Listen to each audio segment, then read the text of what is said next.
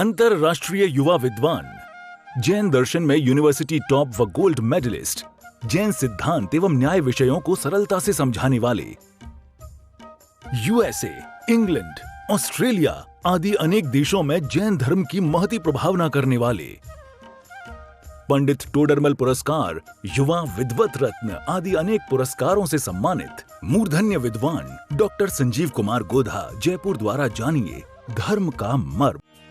इस कार्यक्रम के प्रायोजक हैं श्रीमान सुलेख जी जैन, श्रीमती किरण जी जैन, बंगलो रोड, कमला नगर, दिल्ली। लक्ष्मण और रामचंद्र जी का रावण का वो प्रसंग तो आपको ध्यान ही है। मैं कोई कहानियाँ सुनाना मेरा उद्देश्य नहीं है, मुझे पसंद भी कम है। कहानियाँ वानियाँ कहाँ सुनाता हूँ मैं, तो कोई कभी कभी कोई मूड होता है तो कोई बात कह देता हूँ। चलिए, नीति वाक्यामृत में इसके संदर्भ में बड़ी गजब की बात कही है। 3 प्रकार की बात कही है यहाँ विनय के संदर्भ में। कैसी विनय करने से क्या फल प्राप्त होता है। अभी विनय करने योग्य 3 तरह के लोग कह दिए ना। अभी इनमें से किसकी विनय करोगे तो क्या मिलेगा। अब देखना, बड़े बड़े चमत्कारिक बातें हैं। आप क्या चाहते हैं और आपको क्या हासिल हो सकता है वो यहाँ बतला रहे हैं नीति वाक्यामृत के माध्यम से। व्रत विद्या वयोधिकेतेषु नीचैराचरणम विनय है, पुण्यावाप्ति है शास्त्र रहस्य, परिज्ञानम सत्पुरुषाधिगम्यत्वम च विनय फलम। क्या कह रहे हैं। अहिंसा, सत्य, अचौर्य आदि व्रतों को पालने वाले त्यागी, व्रती, साधु आदि धर्मात्माओं तथा शास्त्र के ज्ञाता विद्वानों एवं माता पिता आदि हितैषियों की सेवा भक्ति करना, ये विनय कहलाता है। यहाँ 3 तरह के लोग हो गए। यहाँ 3 तरह के लोगों की विनय करना विनय कहलाता है। एक तो साधुओं की विनय करो, धर्मात्माओं की विनय करो। क्या क्या किस किस की विनय करें। जो त्यागी हैं, व्रती हैं, साधु हैं, गुरुजन हैं, चारित्रवंत हैं, उनकी विनय करो। दूसरा कह रहे हैं शास्त्र के जो ज्ञाता विद्वान हैं, उन विद्वानों की विनय करो। क्या माने, देखो गुरुदेव से भी समझना चाहिए। दादा कई बार एग्जाम्पल देते हैं, सुनते भी हैं अपन उनके प्रवचनों में। जब वे किसी विद्वान का नाम लेते हैं तो जी लगा करके बोलते हैं, और किसी संपन्न व्यक्ति का नाम लेते हैं तो कहते हैं ये सेठ, ये सेठ। देखो पंडित जी, ये पंडित नहीं। क्या आप देखिए क्या जिग्नेश भाई, ये ज्ञानियों के प्रति विनय का भाव है ना। बहुत कुछ सीखने की बातें हैं। मैंने गुरुदेव के जीवन चरित्र से ही सीखे अपन समत प्रकाश जी भाई साहब ने तो कितने 30-40 प्रवचनों में 40-42 प्रवचन हैं शायद, गुरुदेव की गौरव गाथा को गाया है उन्होंने। यहाँ क्या कह रहे हैं, ये जो आचरणवान हैं, त्यागी व्रती हैं, साधु धर्मात्मा हैं, इनको डालिए 1 नंबर पर, पहले नंबर पर। सेकंड नंबर पर शास्त्र के ज्ञाता विद्वानों की विनय। विद्वान हैं भले ही हमसे उम्र में छोटे हों, विद्वान हैं भले ही बहुत कम उम्र वाले हो, गणधर की गद्दी पर बैठे हैं। भाई साहब आप क्या बात कर रहे हैं। ये नीतिकार कह रहे हैं, ये जो ज्ञानवान हैं, कोई बात नहीं उम्र कितनी भी। अरे उम्र की क्या बात कर रहे हो आप। क्या उम्र की क्या बात कर रहे हैं। उम्र कुछ मायना नहीं रखती है। आत्मा की कोई उम्र होती है क्या। पूर्व के संस्कार लेकर के आए हैं आप। कौन सी आत्मा की उम्र की बात कर रहे हो आप। पिछले संस्कार लेकर के आए हैं। तुम कौन सी उम्र से जोड़ रहे हो आप कि नहीं मेरी उम्र इतनी हो गई, मेरी उम्र इतनी हो गई। जो ज्ञान से वृद्ध हैं उनकी यहाँ चर्चा चल रही है। ज्ञान वृद्ध जीवों की चर्चा है यहाँ, उनकी भी विनय, शास्त्र के ज्ञाता विद्वानों की। और तीसरे नंबर पर माता पिता आदि हितैषियों की सेवा भक्ति करना। माता पिता की सेवा भक्ति करो। क्या क्या कह रहे हैं। हितैषियों की, हित करने वालों की सेवा भक्ति करो। इन 3 तरह के जीवों की सेवा भक्ति करो। कि साहब कर तो लूँगा मैं, फालतू टाइम वेस्ट होता है पंडित जी।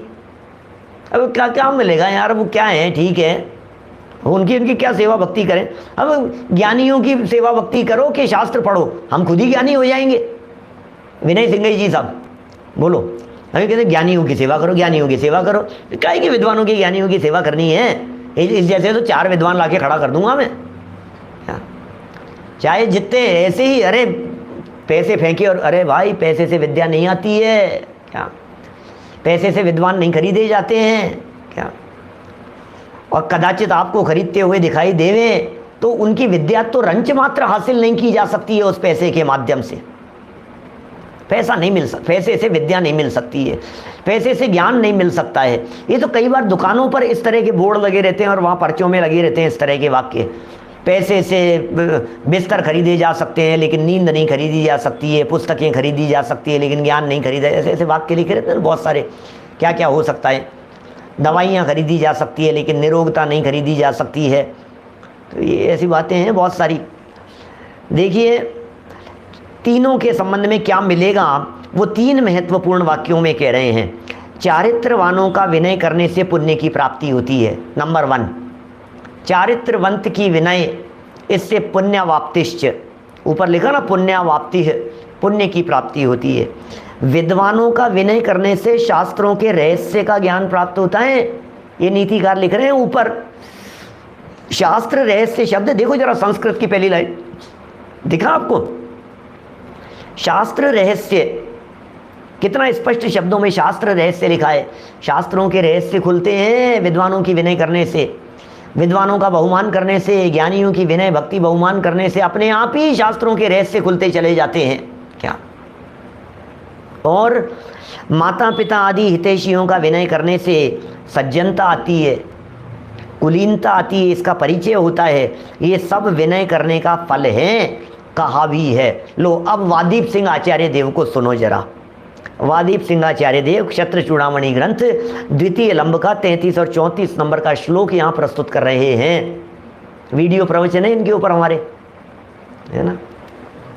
देखो बड़े सुंदर श्लोक हैं, आपको मजा आएगा, सुनकर के ही मजा आएगा। आप लोगों को ऐसा महसूस होने लगेगा कि ये काश हमारे बच्चे सुने। मैं सही कह रहा हूँ, हम नहीं, काश हमारे बच्चे इन बातों को सुन लेते, काश घर की बहुएं सुन लेती इन प्रवचनों को, कैसी कैसी बातें बतला रहे हैं।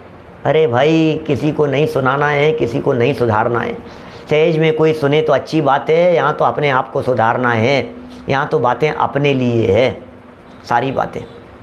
ठीक है, आप उन्हें सुनाइए, आप उन्हें बतलाइए, आप उन्हें फॉरवर्ड कीजिए, आप उन्हें प्रेरित कीजिए सुनने के लिए। लेकिन यदि आप पर्टिकुलर कोई एक प्रवचन भेजेंगे ना तो समझ जाएंगे, अच्छा इसलिए मुझे सुनाया है।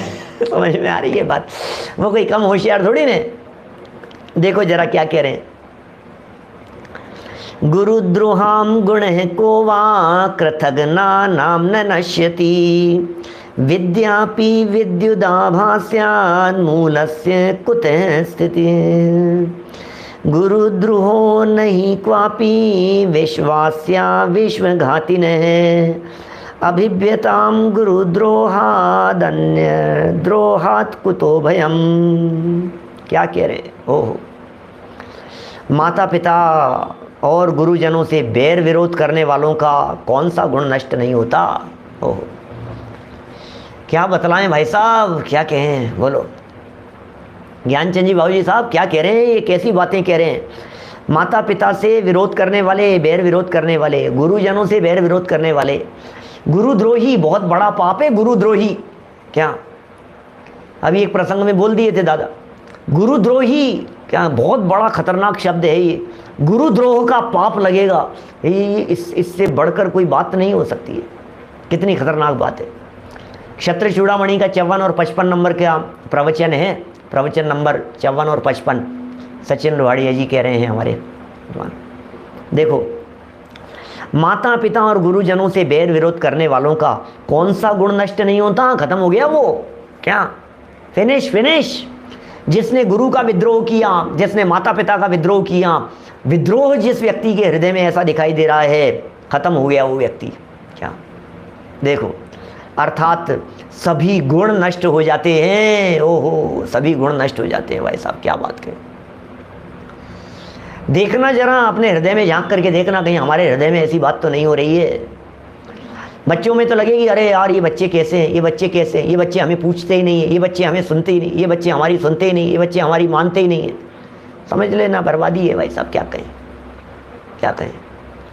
और सुनो, देख करके सहज हो जाना, देख देख करके, क्योंकि कोई किसी को बदल नहीं सकता है, ये क्रमबद्ध है, ये होनहार देखी जाती है, भविष्य दिखता है, सब कुछ दिखता है, लेकिन करें क्या, कोई कुछ नहीं कर सकता है भाई साहब।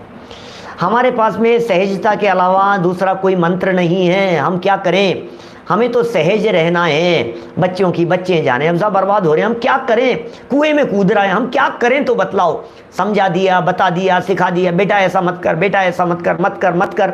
अब वो नहीं मान रहा है तो क्या करोगे, नहीं मानेगा तो नहीं मानेगा। उसकी तो होनहार ही का विचार करने पर समता आती है। क्या कहें भाई साहब, सर्व गुण नष्ट हो जाते हैं, सारे गुण नष्ट हो जाते हैं। जो इनका विरोध करता है उसके सारे गुण नष्ट हो जाएंगे। उन लोगों की विद्या भी बिजली के समान क्षण स्थायी होती है। अरे क्या शिक्षा प्राप्त की है, क्या सीखे हैं वो लोग, क्या करें। उनकी विद्या भी बिजली के समान क्षण स्थायी हो जाती है। इतने पढ़ लिख गए, बड़े हो गए, समझदार हो गए, बहुत ज्ञान प्राप्त कर लिया, बहुत बड़े हो गए, खत्म हो गए, आप कुछ नहीं है आपके पास में, क्षण स्थायी है आपकी विद्या। ठीक ही है, जड़ रहित वृक्ष या महल की स्थिति कैसे हो सकती है। ओहो, जिस वृक्ष की जड़ नहीं है, जिस महल की नींव नहीं है, वो कैसे उसकी स्थिति हो सकती है, वो महल कैसे टिकेगा बतलाइए, जिसकी नींव मजबूत नहीं है। वो वृक्ष कैसे हरा भरा दिखाई देगा जिसकी जड़ें कमज़ोर हो गई है, जिसकी जड़ें काट दी गई है, जिसकी जड़ नहीं है, वो कैसे होगा। क्या करें जितेंद्र जी साहब, क्या करें। बच्चों को समझाना तो पड़ता है, समझाते भी हैं क्या, लेकिन क्या करें, बहुत प्रैक्टिकल हो गए हैं संजीव जी। पढ़ पढ़ करके बच्चे इतने प्रैक्टिकल हो गए हैं, हमारी सुनते ही नहीं है। सबके घरों के हाल हैं क्या, कौवे तो सब जगह काले ही होते हैं। कैसा समाज है, कैसी स्थिति है, कौन किसको क्या दोष देवे भाई साहब। हमारे पास तो ये तत्व ज्ञान है, इसलिए सहज रहने की कला हमारे को मिल गई है। सहज रहो आप, तो कुछ नहीं। हर परिस्थिति में देखो, समझाने का विकल्प आए समझाओ, जरूर समझाना है, हमारे बच्चे हैं, हमारी जिम्मेदारी है, समझाने की हमारी जिम्मेदारी है, हम ही तो बतलाएंगे। लेकिन करें क्या, नहीं माने तो क्या करोगे आप, क्या कुछ नहीं कर सकते। देखो, वृक्ष या महल की स्थिति कैसी होती है जड़ के बिना। तात्पर्य यह है कि गुरु विद्या का कारण है, उससे द्रोह करने पर विद्या रूप कार्य की निष्पत्ति नहीं हो सकती। गुरु से द्रोह कर लिया, अब विद्या की प्राप्ति नहीं हो। अरे जैसे दूसरे गुरु मिलेंगे, कई मेरे को ये क्या समझता है, कई है दूसरे के पास जाकर के ज्ञान प्राप्त कर लूँगा, कि नहीं कर पाएगा, नहीं कर पाएगा भाई। गुरु द्रोह यदि किया है तो नहीं कर पाएगा। इसलिए बराबर विनय करना, बहुमान करना इन वीतरागी संतों की, मुनिराजों की, ज्ञानियों की, जिनसे हम सीख रहे हैं, हमें जो उपदेश दे रहे हैं। आचार्य सूर्य सागर जी समझ लीजिए, वादीप सिंह आचार्य देव समझ लीजिए, इनकी व्याख्या करने वाले समझ लीजिए, नीतिकार समझ लीजिए, जो भी हमसे जिनसे हम सीख रहे हैं, सबके प्रति, क्योंकि विद्या रूपी कार्य की निष्पत्ति नहीं हो सकती। और सुनो, माता पिता और गुरुजनों से बैर विरोध करने वाले कृतघ्न संपूर्ण संसार के नाश करने वाले हैं। ओ हो, क्या क्या बात कहें, कैसी कैसी बातें कह रहे हैं। गुरुजनों से और माता पिता से जिसने बैर विरोध किया, वे कृतघ्नी है, वे कृतघ्नी है, किए हुए उपकार को भूल गए हैं। कही थी ना मैंने अभी इस तरह की बातें, क्या क्या नहीं सिखाया है हमारे को उन गुरुओं ने बचपन में, भूल गए वो चीज़।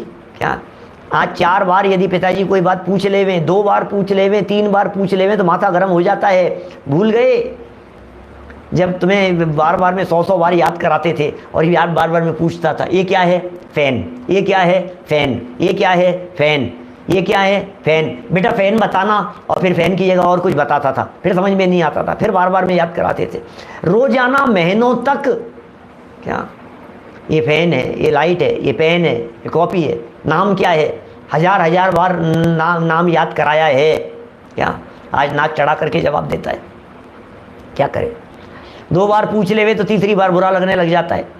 ये क्या, एक बार तो बतलाया था, समझ में नहीं आती है, अभी तो समझाया था, अभी तो बताया था।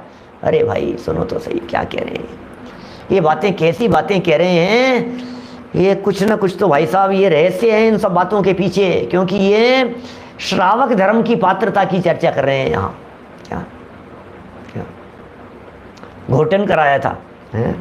देखो, माता पिता और गुरुजनों से वैर करने वाला कृतघ्न संपूर्ण संसार के नाश करने वाला है।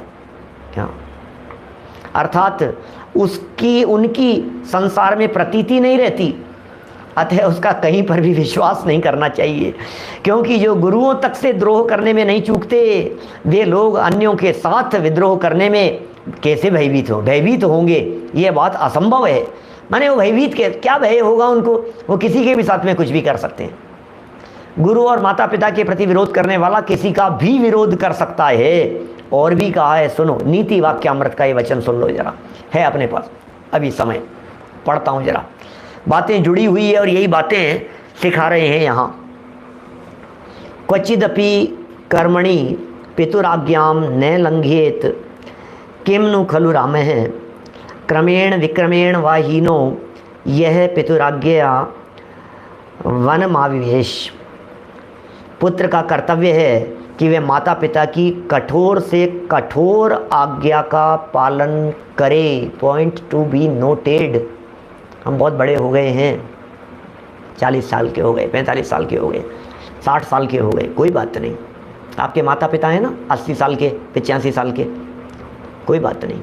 ये क्या कह रहे हैं, कठोर से कठोर आज्ञा का पालन करें। ओहो, रामचंद्र जी की तरह कह रहे हैं। ये उदाहरण दिया है रामचंद्र जी का, नीति वाक्यामृत का आचार्य देव कह रहे हैं, वीतरागी संत लिख रहे हैं यहाँ। हमारी जवाबदारी बन रही है। क्या जवाबदारी बन रही है, क्या कह रहे हैं ये, पुत्र का कर्तव्य है कि वह माता पिता की कठोर से कठोर आज्ञा का पालन करे, उसे उल्लंघन न करे। कभी उल्लंघन नहीं कर सकते हैं, जो कह दिया सो कह दिया, बस खत्म बात, कुछ नहीं। पिताजी ने कह दिया ना, बात खत्म, कोई बात नहीं। उस आज्ञा के पालन करने में उसे कितना ही स्वार्थ त्याग करना पड़े। ओहो, शब्दावली तो देखिए जरा क्या कह रहे हैं। भरी सभा से उठा करके भेज दिया था जितेंद्र जी साहब, सच्ची घटना है। तो गुरुदेव ने सोनगढ़ से भरी सभा में एक व्यक्ति को चिट्ठी आई थी, पिताजी बीमार थे, क्या वो सुन रहा था, अनदेखा कर दिया कि हाँ होंगे बीमार, कोई बात नहीं, मैं तो यहाँ आनंद ले रहा हूँ, आनंद ले रहा हूँ, मैं तो सभा में आनंद ले रहा हूँ। भरी सभा में उसे उसका निषेध करके उसे भेज दिया, ये तेरी ड्यूटी है, पहले जाकर के उनको संभाल। हो गया, ये धर्म कर रहा है, ये इसका नाम धर्म है, हो जाएगा ये सब, कुछ नहीं है। ये भाव भूमि के बिना अंदर प्रवेश नहीं करता है ये तत्व ज्ञान। सच्ची घटना है ये तो, सोनगढ़ की चिट्ठी आई थी, पिताजी बीमार हैं, बोलो। अरे वो तो अपने आयु से मरेंगे, अब मरना होगा तो मरेंगे, उनके असाता कर्म का उदय है। तूने ये क्या धर्म पढ़ लिया है, ये धर्म पढ़ा है तूने, इसका नाम धर्म है। एक गुरुदेव का उदाहरण दिया, एक युगल जी बाबू जी का देता हूं। क्या सुबह पूजन करने के लिए चले गई बहू, पानी गर्म करके नहीं गई सास के लिए, क्या हो गई पूजा, इसका नाम पूजा है। अरे पहले सास की पूजा करो। ये युगल जी बाबू जी के शब्द हैं इस तरह के, उनके प्रवचनों के, व्यक्तित्व विकास शिविरों के। अरे भाई जिसका सदाचार नहीं है, अरे भाई जिसे इतनी विवेक नहीं है कि ये ठंडे पानी से कैसे नहाएंगी, और फिर नहाई वो सास ठंडे पानी से, और फिर घर आकर के देखा तो फिर क्या हुआ, फिर तो शमशान ले जाने की तैयारी, खत्म हो गया। पूजन करने जा रहे हैं, पूजन करें, प्रवचन सुनने जा रहे हैं, प्रवचन सुनने के लिए सुन लिया प्रवचन, हो गया तुम्हारा प्रवचन। ये प्रवचन बाहर से नहीं सुने जाते हैं, हृदय में उतरते हैं। क्या माने कितनी तरह की बातें हैं, हम सिर्फ एक पक्ष को देखते हैं। अब आप ये कहेंगे पंडित जी बातें को सिखाने की जरूरत है, सिखाने की जरूरत, लेकिन नहीं समझ में आती है तो बताना तो पड़ेगा, क्या करें। हाँ भरत भाई साहब क्या कहें, बोलो। ये बातें क्यों कही, युगल जी बाबू जी ने क्यों कही ये बातें, गुरुदेव ने क्यों उसे उठा करके भेज दिया, मुझे तो इस बात का जवाब दो।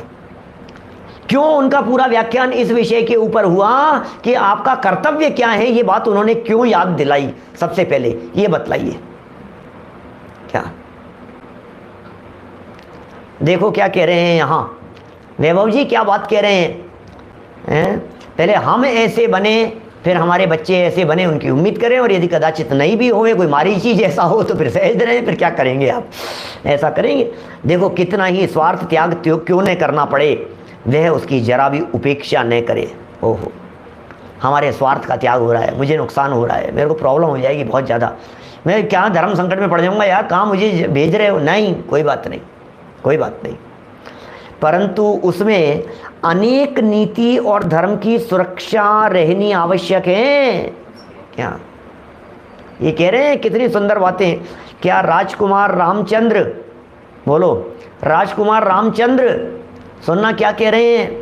राजनीतिक शक्ति, सेना, कोश व पराक्रम से कम थे क्या? कमजोर थे क्या रामचंद्र जी? पराक्रम में कुछ कमी थी क्या? आमने सामने नहीं हो सकते थे? हो जाए दो हाथ, कोई बात नहीं, दो हाथ आमने सामने, आ जाओ, उतर जाओ, अखाड़े में आ जाओ। नहीं भाई, क्या बात कर रहे हो? कोई कम नहीं थे, जो कि अपने पिता राजा दशरथ की आज्ञा से वनवास स्वीकार किया। क्यों चले? एक वाक्य कहना, पलट करके जवाब नहीं दिया, इफ एंड बट नहीं, कुछ भी। पिताजी आखिर क्या हो गया, आखिर क्यों भेज रहे हो? अच्छा मुझे बता तो दो, आप कह रहे हो चले जाऊंगा, कोई बात नहीं, लेकिन बता तो दो। अरे नहीं, नो ऑब्जेक्शन। क्या कह रहे हैं यहाँ पर?